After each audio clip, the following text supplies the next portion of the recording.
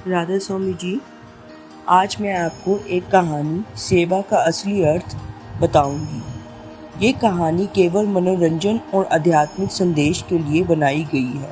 इसका वास्तविक जीवन से कोई संबंध नहीं है। राहुल हर हफ्ते सेवा करता था, लंगर में, सफाई में, लेकिन उसके मन में एक बात रहती थी, लोग मेरी तारीफ क्यों नहीं करते?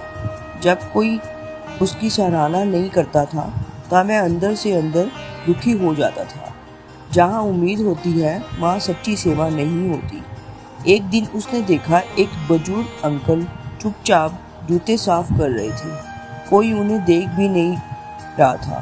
फिर भी उनके चेहरे पर एक शांति रहती थी। राहुल ने उनसे पूछा, अंकल, आपको कोई देख भी नहीं रहा, फिर भी आप इतने खुश कैसे हैं?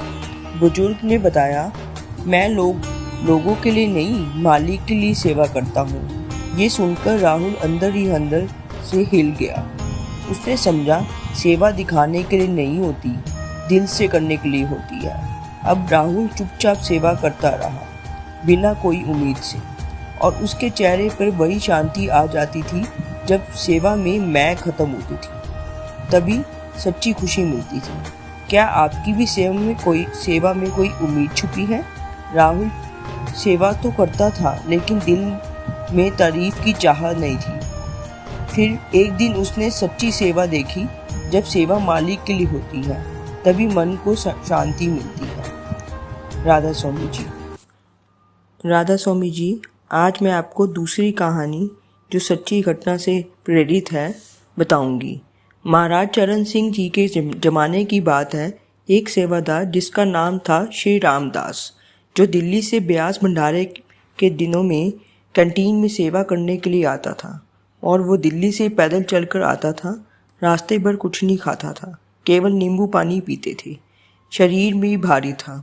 जब 1962 में जंग लगी थी तो मिलिट्री वालों ने हजूर महाराज जी से ब्लड के लिए प्रार्थना की, और उस वक्त ब्यास में मिलिट्री वालों ने पहला ब्लड कैंप लगाया और सभी सेवादारों को ब्लड देने के लिए हजूर जी ने अनाउंसमेंट की। सेवादारों में इतना उत्साह था, सभी एक दूसरे से आगे होकर पहला नंबर लेना चाहते थे।